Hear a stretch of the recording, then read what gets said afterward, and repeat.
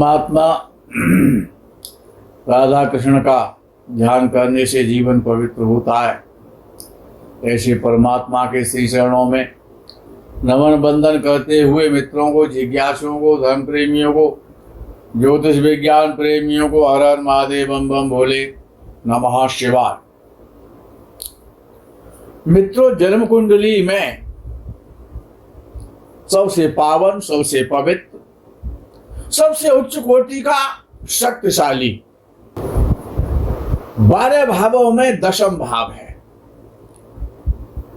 केवल दशम भाव इतना पावरफुल है,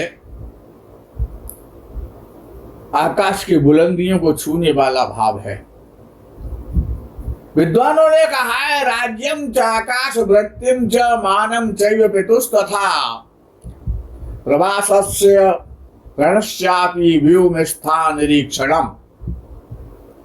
राज्य का विचार करना हो, राजगद्दी का विचार करना हो, राजा का विचार करना हो, उच्च पद का विचार करना हो, सर्विस का विचार करना हो, नौकरी का विचार करना हो, जितने भी प्रकार के उच्च पद हैं, समाज की जो सम्मानित हस्तियां, उनके द्वारा सम्मान प्राप्त होने का जो योग है वो राज्य है, दशम भाव है। दशम भाव ही राज्य है। आकाश वृत्तिम चो, आकाश वृत्ति। आकाश वृत्ति क्या होती है? जो कल्पना से परे होता है। आकाश वृत्ति ब्राह्मण वृत्ति है, ज्योतिष वृत्ति आकाश वृत्ति है, और जितने भी प्रकार की वृत्तियां हैं वो सभी आकाश वृत्तियां हैं। आकाश वृत्ति पर बहुत बड़ा व्याख्यान हो जाएगा, इसलिए आकाश वृत्ति पर ज्यादा नहीं बोलना है।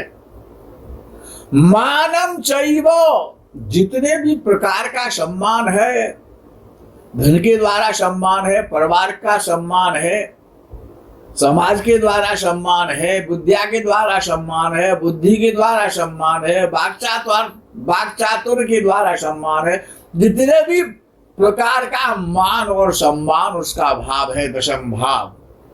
पितुस्तथा, पिता, और पिता का पद तो आकाश से भी ऊंचा है। प्रवासस्य, दूसरे स्थान पर रहना, दूसरे जगह पर रहना, प्रवासी हो जाना। ऋणस्यापि, ऋण देना, लेना नहीं, देना ही देना है। जहां पर हुकूमत, पद, ऊंचाइयां, बड़े व्यापार, उच्च कोटि का व्यापार, बहुत सम्मान के साथ व्यापार, जीवन में जितने भी प्रकार की उन्नति में उन्नति, परमोन्नति, जितने भी प्रकार का धर्म है, कर्म है, जितने भी प्रकार का कर्म किया जाता है, उसका भाव दशम भाव है। आज्ञा देना ही देना है, आदेश करना ही करना है, लेना नहीं है। आज्ञा का भाव, आज्ञा देने के भाव, और ऐसा भाव। और ज्ञानियों में अग्रगण्य कौन? बृहस्पति। अच्छा, बृहस्पति को क्या कहा गया? गुरु ब्रह्मा गुरु विष्णु गुरुदेवो महेश्वर, गुरु साक्षात परम ब्रह्म, तस्मै श्री गुरुवे नमः। ऐसे गुरु बृहस्पति देव, जो कि साक्षात ब्रह्मा भी हैं, विष्णु भी हैं, महेश भी हैं, शिव भी हैं, वो सब कुछ हैं, ज्ञान भी है, संपूर्ण ज्ञान, संपूर्ण ऐश्वर्य, संपूर्ण वैभव, श्री, जितने भी प्रकार का शुभत्व है, वो सब, वो ऐसा बृहस्पति जो कि साक्षात सदाशिव के समान हो, भगवान शंकर, गुरु ब्रह्मा, जो साक्षात ब्रह्मा के समान हो। गुरु ही ब्रह्मा है, गुरु ही विष्णु है, गुरु ही शंकर है, और जितना भी ज्ञान है वो सब गुरु है, और जितने भी ज्ञानी है वो सब गुरु है। ऐसा गुरु, ऐसा बृहस्पति और ऐसे दशम भाव में बैठे। दशम भाव में बृहस्पति हो तो जातक तो धर्मात्मा तो होगा ही होगा, शुभ कर्म करने वाला होगा, प्रसिद्ध होगा, सम्मानित होगा, धनाढ्य होगा, सत्यवादी होगा और न्याय प्रिय होगा। अच्छा, ऐसा जातक ज्योतिषी हो जाए तो क्या कोई अतिशयोक्ति तो है नहीं। दशम भाव उसमें भी गुरु,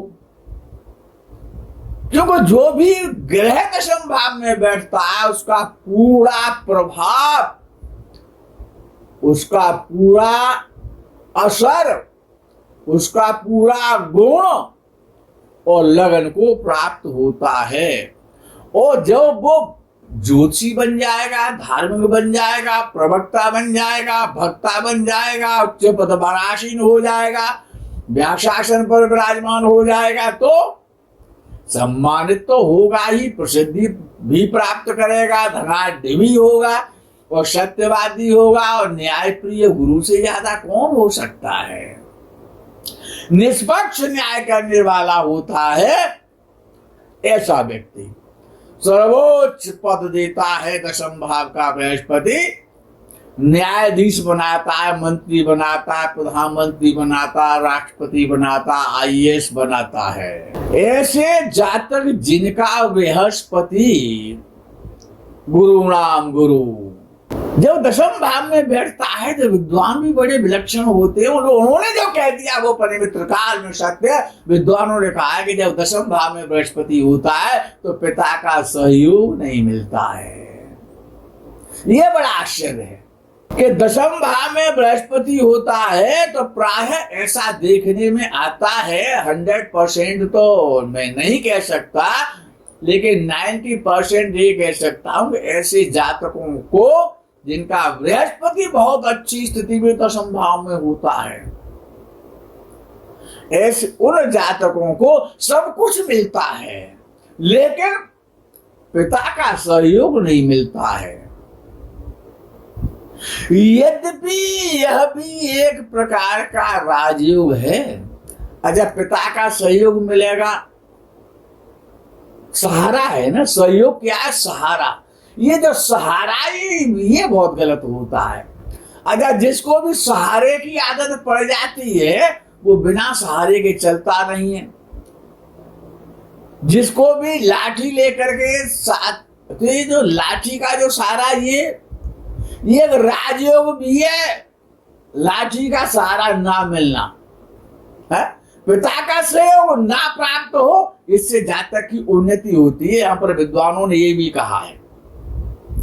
अच्छा, बृहस्पति यहाँ पर अशुभ स्थिति में हो, दशम भाव में हो, तो ऐसे जातक जो है अपनी चतुराई से और चालाकी के द्वारा अपने कार्यों में लाभ प्राप्त करते हैं, चतुरता से लाभ प्राप्त करते हैं। ऐसे जातक धर्म कर्म में विश्वास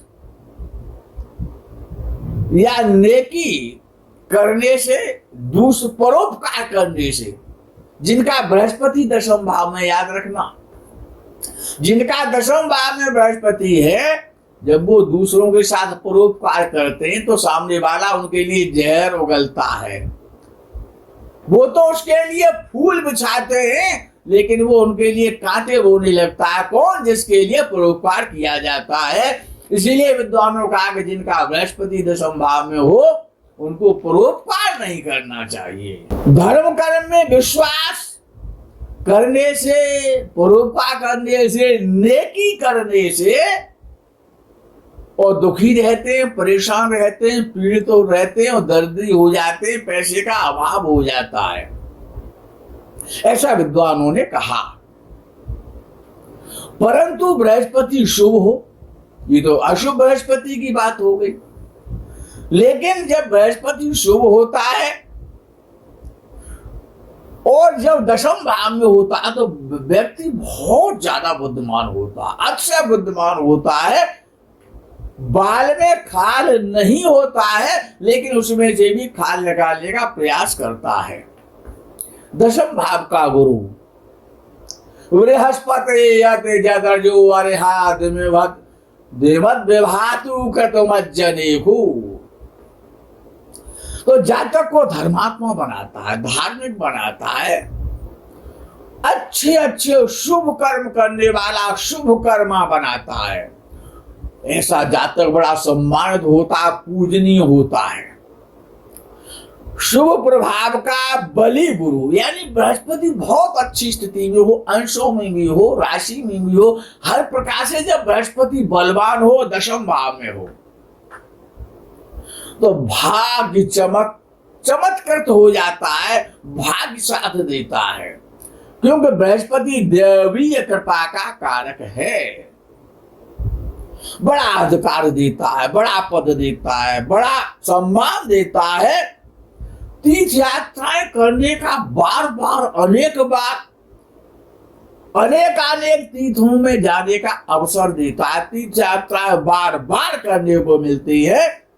वह ऐसा जातक जिसका बृहस्पति दशम भाव में हो, अच्छी स्थिति में हो, शुभ बृहस्पति हो, एक तो दशम भाव, फिर बृहस्पति और फिर शुभ स्थिति में, तो ऐसा जातक पिता का तो भक्त होगा, होना ही है उसे। तो पिता माता पिता का ऐसा जातक निश्चित रूप से बड़ा भक्त होता है। लेकिन कुछ विद्वान ऐसा भी कहते हैं कि ऐसे जातकों को पुत्र का सुख बड़ा मुश्किल से प्राप्त होता है। पुत्र से चिंता, यदि पुत्र है तो उसे चिंता रहती है, पुत्र से परेशानी होती है, पुत्र से पीड़ा मिलती है, पुत्र से चिंताएं रहती हैं, या फिर पुत्र बड़ी विलंब से होता है। यानी पुत्र संबंधी कोई न कोई किंतु लगा ही रहता है। अच्छा, दशम भाव में गुरु और पंचम भाव का स्वामी हो जाए, दशम भाव में गुरु बैठा हो और पंचम भाव का यानी पंचमेश होकर के दशम भाव में बैठे, तो ऐसे जातकों की जो पुत्र संतान होती है बहुत ऊंचे पद पर जाने वाली होती है। पुत्र बहुत सारे पुत्र होते हैं, एक नहीं अनेक पुत्र होते हैं, दीर्घायु होते हैं। और जातक स्वयं बहुत लंबी आयु का दीर्घायु हो जाता है जब दशम भाव में बृहस्पति होता है। लेकिन उसका जो ज्ञान है, उसकी जो शिक्षा है, वो उसके क्षेत्र में, कर्म क्षेत्र में बड़ा सहयोगी होती है। उससे उसको सम्मान मिलता है, उसको सिद्धि मिलती है।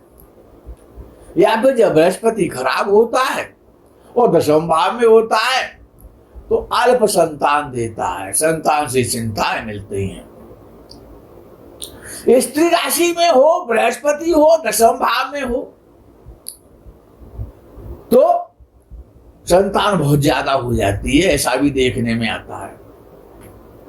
अच्छा, दशमस्थ गुरु हो और केंद्र दोष से पीड़ित हो, केंद्राधिपति दोष उसको लग रहा हो, यानी उसकी दोनों राशियां केंद्र में ही पड़ती हूं।